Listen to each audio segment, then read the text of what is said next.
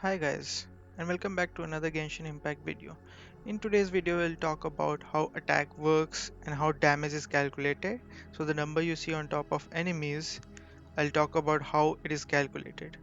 And we'll also talk about all the characters and the bonus stat that they have from the starting, all the elemental reactions that you can use to damage opponents, also how to counter each element. So let's begin. So the total attack that you see on the character info page is based on your base attack, attack percent and flat attack. So as you can see, this is the total attack of my character and it starts with the base attack. So base attack is the attack that you can see in your character's info page in white color, as you can see here, and it can be increased by ascending your character and leveling up your character. It can also be increased by your weapons. So if you increase your weapon, it will increase your base attack. That's the only way to increase your base attack. Now attack percent. Now it increases your base attack by a particular percent. It can be increased by your character's weapons. So like as you can see, it has attack percent. Also some characters has inbuilt attack percent stat, like as you can see for facial, and you can also use artifacts to increase attack percent. So these all attack percent will together increase your base attack. Now after increasing your base attack, there will be a flat attack added after it, and this can be increased by your feather artifact and also by substats of other artifacts. So this is your total attack. So the total attack percent bonus and the flat attack is shown together in green color in your character info page. Now let's talk about damage. So damage is calculated based on a percentage of your attack, and this is where talent comes into play. So if you go into the talent page of a character, you can see like the normal attacks, like all the normal hits does a percentage of your total attack. So the more attack you have, the more damage you do, and the more percentage your hits have, the more damage you do. You can level up your talents to increase the amount of damage each hit does. As you can see, if I level up, like in the next level up, I'll increase 11% damage on my first hit. Like it will just go eventually. Also, like all your skills and all your elemental bursts, they are also do damage based on your total attack. As you can see, it's a percentage attack damage based on your total attack. So types of attack, the first attack is physical attack. All your normal and charged attack to physical attack most of the time. Well, as you can see, these normal attacks and now these charged attacks, they are doing physical damage, and these kind of damage can be increased by a flat percentage by using physical damage percent. Some characters has this as base stat like Razor, some weapon has it like Prototype Rancor, and some artifacts has it like Bluster and Chivalry. Also some masks can have this kind of bonus. Now let's talk about elemental. Some normal and charged attack can do elemental damage, and some skills like as you can see this skill of Diluc and the skill of Facial, they can do elemental damage. So all the characters can do elemental damage somehow. Archers can just charge and do elemental damage, and as you can see now Diluc is doing elemental damage on his basic attacks, and these elemental attacks can be increased by elemental damage percent. Some characters has it inbuilt like Sucrose has anemo damage bonus 15%. You can just level it up to increase it.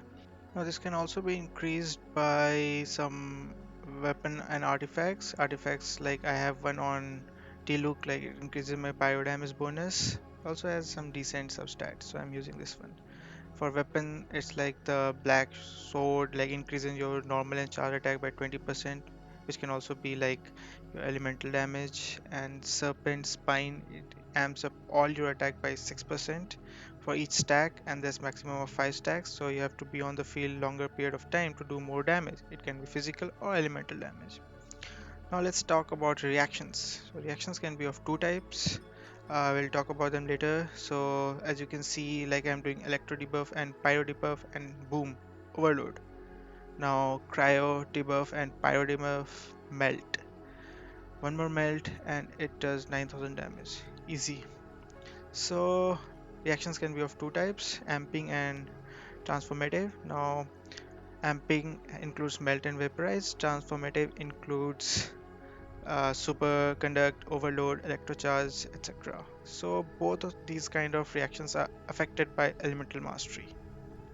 and the more elemental mastery you have, the more damage it does, as you can see here. Now, some characters has this effect inbuilt, elemental mastery, like Shangling, and you can get this from artifacts, from weapons, etc. So just build up elemental mastery, it's good. Also for transformative reactions, it also depends on your character level. So the more level your character has, the more damage the effect will do, the transformative reaction will do. Also for amping reaction, it doesn't depend on character level, it only depends on attack, like the total attack you have.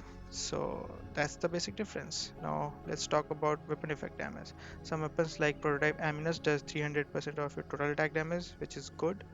Now weapons like Radiant Hand, it does 40% of base attack damage, which is not good.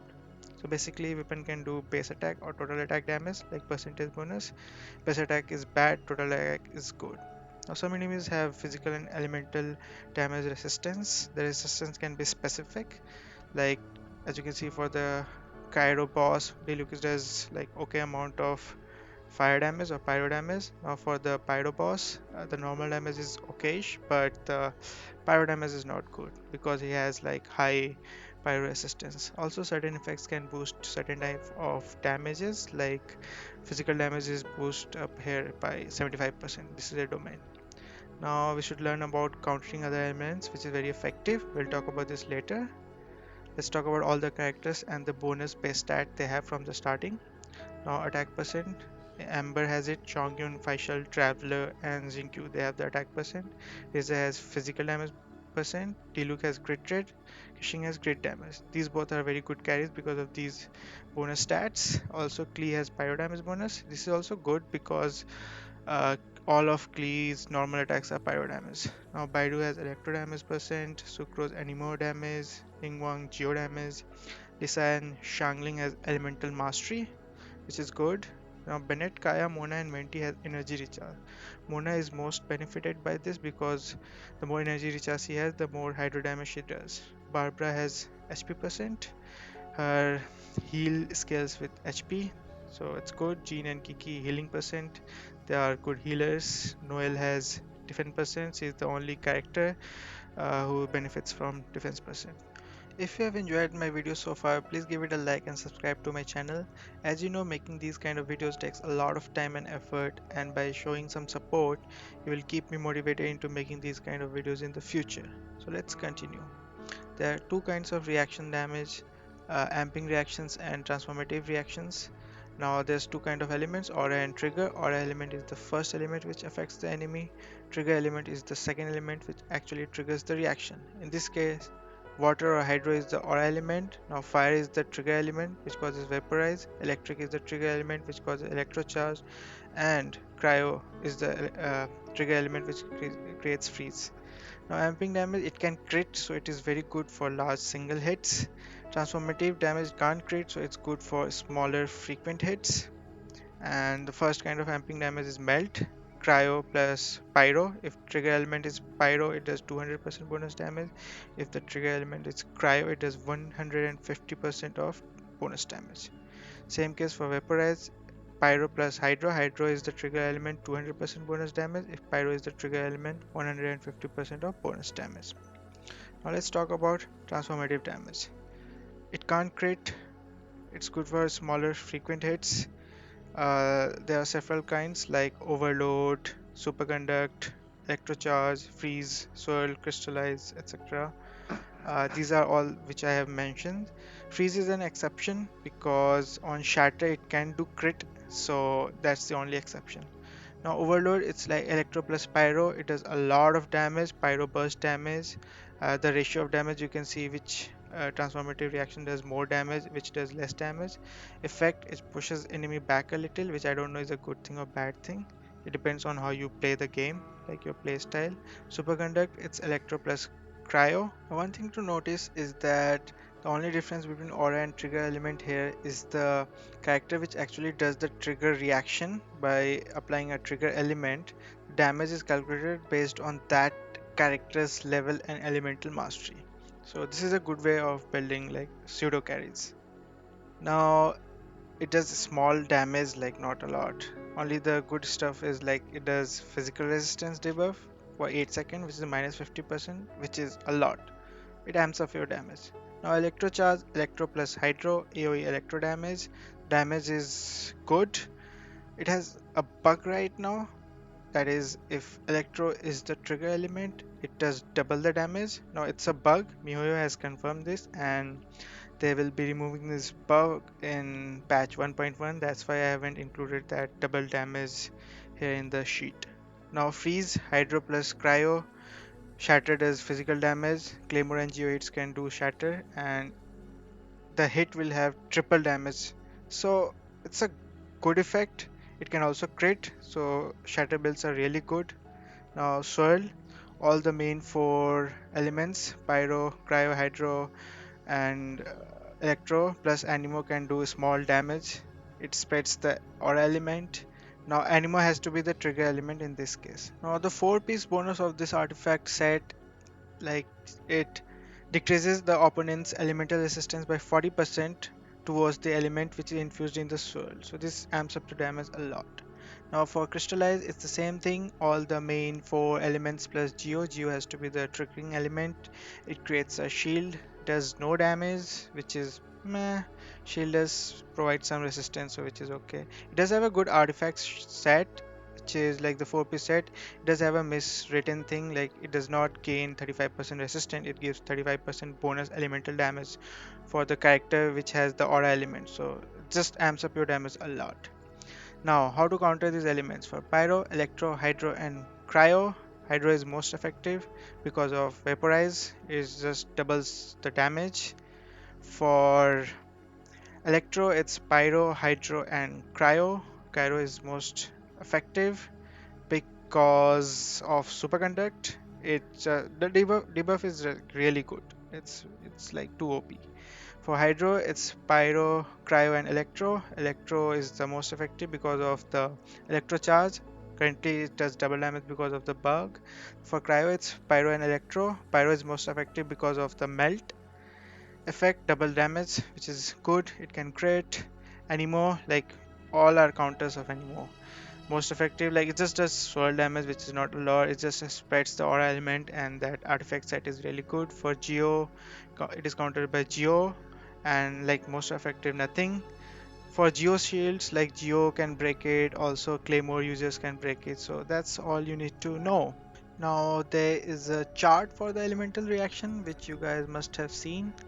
The only addition here is like the burning damage, which is like small damage, and it's hard to apply dendro status to enemies, so I did not include this in the sheets. Now there's a Reddit post, shout out to Orobozino. uh, it just shows all the shield breaks, like electro breaks the water, fatui fire breaks cryo, geo breaks geo, also claymore breaks geo, so that's an addition. Water breaks pyro, cryo breaks electro shield, so this is like a good thing. There's another one like water breaks pyro abyss mage shield, fire cryo abyss mage shield, and ice like hydro abyss mage shield. Shout out to Victor 57 for posting this. If you guys don't like me adding these in my video, just let me know, I'll just take this out from my video. That is all for this video. Now if you like the video, please subscribe to my channel, and also like this video, turn the bell on for notification, and show your support to this channel. I'll add links for all the sheets in the description so that you can see them. And that's it for today. See you guys in the next video. Cheers.